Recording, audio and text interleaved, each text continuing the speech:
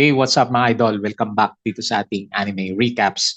Konting paapyaw tayo sa ating episode number 4 bago natin pag-usapan yung ating episode number 5. So dito nga sa episode number 4, nakita natin na hirap na tumakas sa loob ng Double Dungeon yung ating mga bida. Ang problema pa nito, nagsimula ng gumalaw ang mga estatwa. Una, napugutan ng ulo yung isang member nila na nagtangkang punta at lumabas sa pinto ng ating dungeon.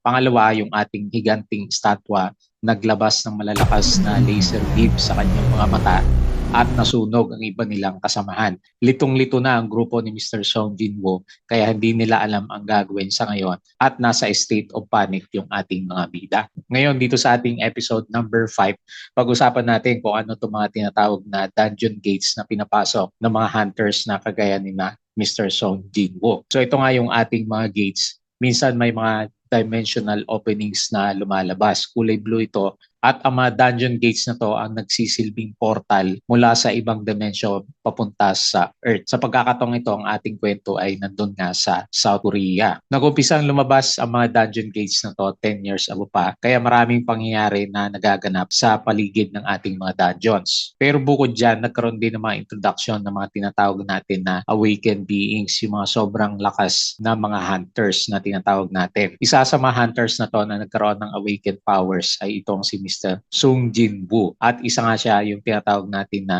E-rank na hunter. Pero ang mga E-rank hunters ang siyang pinakamababa sa status ng ating mga hunters at ang pinakamataas nga yung tinatawag natin na rank S. Doon sa mga dungeons na sinabi natin kanina, dito lumalabas naman yung mga tinatawag natin na magic beast. Ito yung mga halimaw na hinahanap ng ating mga tinatawag din na hunters na sila lamang ang pinapayagang makipaglaban sa mga ito dahil mayroon nga sila mga special powers. Pero minsan may mga pagkakataon na ang mga lumalabas sa mga dungeon gates na to ay yung mga hindi natin inaasahan. Bukod sa mga beast na pinag-uusapan natin kanina, mayroon din mga sobrang terrifying na monsters na tinatawag. At isa nga dito yung ating higanting estatwa na nagpalabas ng laser sa kanyang mga mata na siyang kinakalaban ngayon ni Mr. Song Jinwoo. Dahil nga doon sa laser na nilabas ng ating kalaban, naputol ang isang kamay ni Mr. Song. Ginamot ito ni Mr. Song Jinwoo pero nagdudugo pa rin to. At ang sabi nilang ni Mr. Song, no choice siya kundi pagpatuloy ang pakikipaglaban nila dito sa higanting estatwa. Akala pa nga niya ay madali silang makakalabas dito sa dungeon na to dahil rank D nga lamang ito at nagdala lamang siya ng 3 healers sa kanilang grupo. Pero dahil sa laser beam na lumabas nga sa higanting estatwa, wala silang magamit na healers sa kanilang grupo. Nagkataon nga, nakita nga natin na natupok ang ilang mga members sa kanila at walang natira ng mga trace man lang sa kanilang katawan. Yung iba naman na nabubuhay hanggang sa ngayon ay takot na takot at hindi nila alam ang kanilang ginagawa. Ito nga si Miss Joy na isang birang healer ay hindi pa nakaka-experience ng ganito ka-terrible na mga pangyari.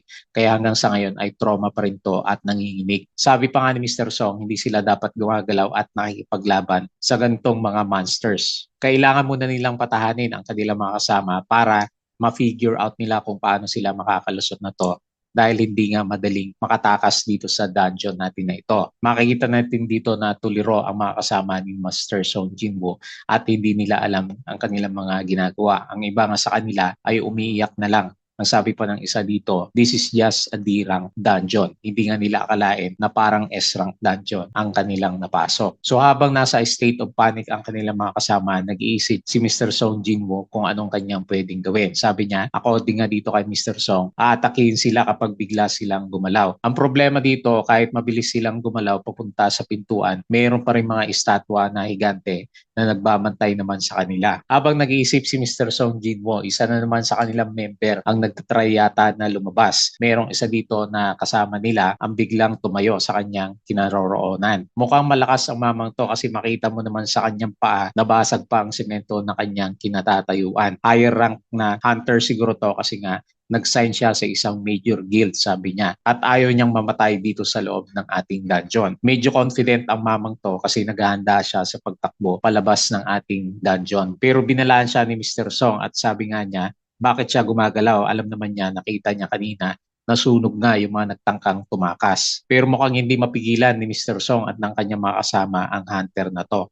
Makikita mo na confident siya na inihanda yung kanyang paa sa pagtalon. Pagkatapos niyang ma-strengthen ang kanyang mga paa, nag-decide na nga siya na tumalon papunta sa ating pintuan. Sumabog pa ang kanyang kinatutungtungan sa lakas ng kanyang pagtalon. Sa bilis ng kanyang pagtalon, nakarating siya kaagad dito sa may pintuan. At habang papalapit siya dito sa pintuan natin, medyo excited na ang mamang to na makalabas sa dungeon. Pero saka naman biglang umilaw ulit ang mata ng higanteng nagpakawala ng laser nung nakaraan. At nagulat na lang si Mr. Song Jinwoo at saka si Mr. Song sa kanilang nakita. Nagpakawala ng laser ang higanteng estatwa at ang natira na lamang dito sa mama na nagtangkang lumabas ay ang kanyang mga paa. Malamang nasunog na ang itaas na bahagi ng kanyang katawan. Pagkatapos na makita natin na natira na lamang ang paa ng hunter na ito, biglang huminto na sa paglabas ng laser sa kanyang mga mata ang higanteng estatwa. At maririnig natin na biglang nahulog ang mga paa ng tumakas na hunter. Dahil namatay na naman ang isa nilang kasama, naging hysterical na naman ang mga natira at nabubuhay na naiwan sa loob ng dungeon. Hindi rin makatingin ang iba pang members sa kanila sa naganap na pangyayari sa isa nilang kasama. Nawawalan na ng pag-asa si Mr. Song Jinwoo at sabi nga niya dito,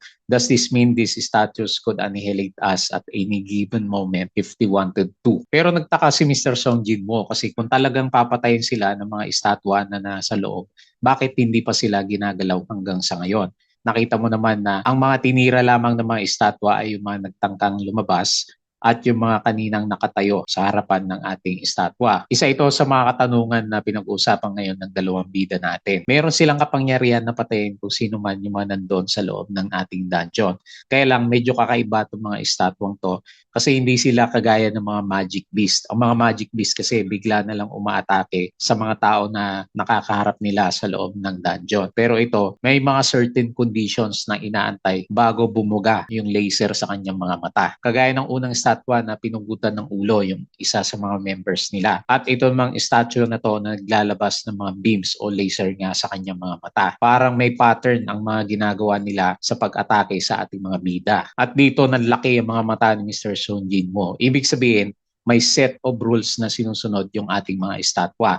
Dito niya naalala yung ating rules doon sa commandment tables na nasa loob ng tinatawag natin na Cartenon Temple. Yung ating unang tatlong rules dito sa loob ng dungeon. Napatingin nga si Mr. Song Jinwoo dito sa ating estatwa at halatang pinag-aaralan niya kung ano mga susunod na pwede nilang gawin. So meron ngang commandments dito sa loob ng ating Cartenon Temple. Ibig sabihin may set of rules bago umatake yung ating mga estatwa. So napabalik tingin dito si Mr. Song Jinwoo kay Mr. Song at tinanong niya kung ano nga ba yung mga commandments na binasa nila kanina. Sabi ni Mr. Song, yung unang commandments is yung thou shall worship God. Napaisip si Mr. Song Jinwoo. So ibig sabihin yung malaking estatwa, yung God dito sa loob ng temple natin na to. So dito na napagtanto ni Mr. Song Jinwoo na mayroong ang rules sa loob ng dungeon. Unti-unti siyang tumayo at nagugulat nga sa kanya si Mr. Song. Hindi ba niya alam na kapag tumayo siya, pwede siyang atakihin ng higante na mayroong laser beam sa kanyang mga mata. Lakas loob na tumatayo si Mr. Song Jinwoo at sabi niya kung totoo nga yung naisip niya with regards doon sa rules na nabasa nila sa commandment tables ng ating Cartenon Temple. Ibig sabihin, hindi atakihin ng ating mga estatwa ang lahat ng mga members nila sa loob ng dungeon. Lumalabas kasi na sinunog at saka pinugutan ng ulo lamang yung mga nagtatangka na lumabas. Pero yung mga nasa loob ng dungeon na natili at sinusunod yung mga rules na yun, walang nangyayari sa kanila. Dito na nga nagtatapos ang episode number 5 natin mga idol. Ibig sabihin, kailangan nilang sundin o hanapin ang mga tamang rules dito sa loob ng dungeon para makasurvive sila at makalabas ng buhay dito sa ating dungeon.